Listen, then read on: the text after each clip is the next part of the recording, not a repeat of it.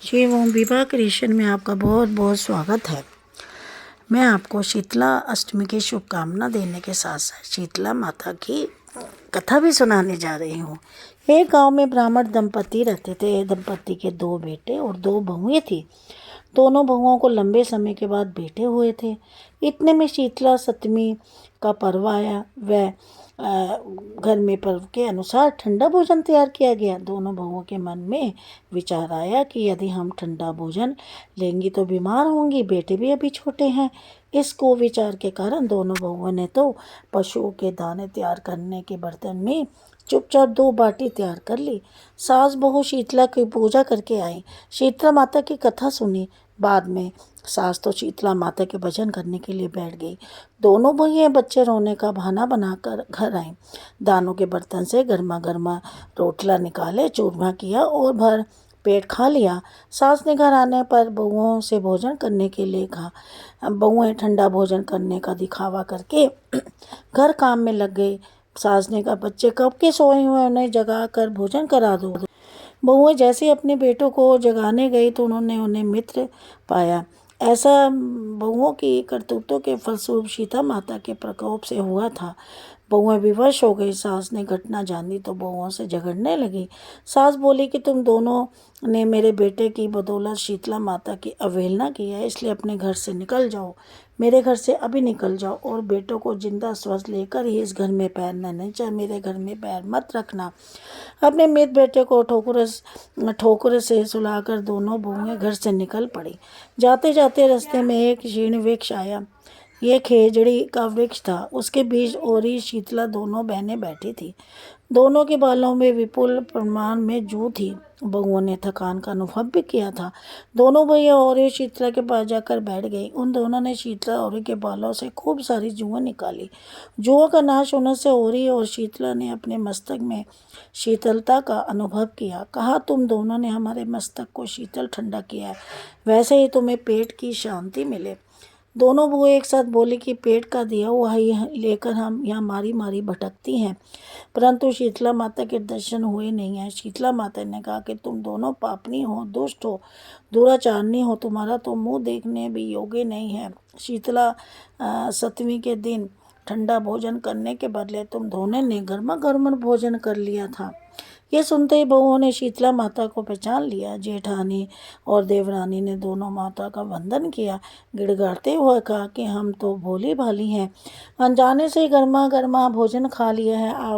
आपके प्रभाव से हम आप जानती नहीं थी। हम दोनों को क्षमा करें, पूर्ण ऐसा कि देकर हमें कभी नहीं करेंगी। इसके पश्चात भरे शब्दों को सुनकर दोनों माताएं प्रसन्न हो गई।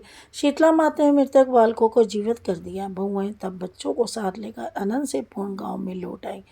गांव के लोगों ने जाना कि दोनों बहुओं को शीतला माता के शाश्वत दर्शन हुए हैं।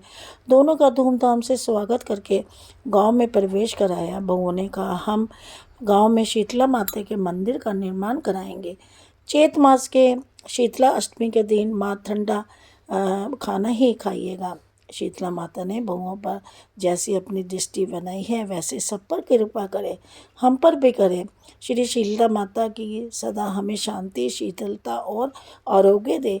जैसे उस माँओं को दिए वैसे ही हमें भी दे और सुनने वाले को भी दे और सबको दे। जय शीतला माता की जय। बहनों, मैं आपको इसकी दूसरी कथा भी सुनाने जा रही हूँ। श्री गणेशाय नमः। एक बार शीतला माता ने सोचा कि चलो आज देखूं कि धरती पर मेरी पूजा कौन कौन करता है, कौन मुझे मानता है। ये सोचकर शीतला माता धरती पर राजस्थान के डूंगरी गांव में आई। देखा कि इस गांव में मेरा मंदिर नहीं है, ना ही मेरी पूजा होती है। माता शीतला माता गांव की गलियों में घूम रही थी। तभी एक मकान के ऊपर से किसी ने चावल का उबला पानी मांड के नीचे फेंका। वह उबलता पानी शीतला माता के ऊपर गिरा, जिससे शीतला माता के शरीर में फफोरे छाले पड़ गए। शीतला माता ने पूरे शरीर में जलन होने लगी। शीतला माता गांव के इधर उधर भाग भाग के चिल्लाने लगी, अरे मैं जल गई, मेरा शरीर तप रहा है, जल रहा है, कोई मेरी सहायता करो। लेकिन उस गांव में किसी ने शीतला माता की सहायता नहीं की। वहीं अपने घर के बाहर एक कुम्हारन महिला बैठी थी। उस कुम्हारन ने देखा, अरे ये बूढ़ी माई तो बहुत जल गई है, उसके पूरे शरीर में तपन है, उसके पूरे शरीर में फोड़े पड़ गए हैं, ये तपन सहन नहीं कर पा रही। तब उस कुमारन ने कहा, हे माँ, तू यहाँ आकर बैठ जा, मैं तेरे शरीर के ऊपर ठंडा पानी डालती हूँ। कुमारा ने उस बूढ़ी माई पर खूब ठंडा पानी डाला और बोली, हे माँ, मेरे घर में रात की बनी हुई रबड़ी रखी है, थोड़ा दही भी है, तू दही रबड़ी खा ले। जब बूढ़ी माई ने ठंडी ज्वार के आटे की रबड़ी और दही खाया तो उसके शरीर को ठंडक मिली। तब उस कुमारन ने कहा, आ माँ, बैठ जा, तेरे सिर के बाल बहुत बिखरे हैं, ला मैं तेरी चोटी गूंद देती हूँ।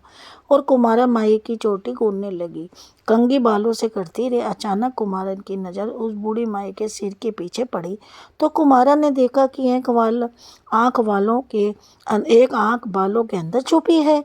ये देखकर कुम्हारन डर के मारे घबराकर भागने लगी।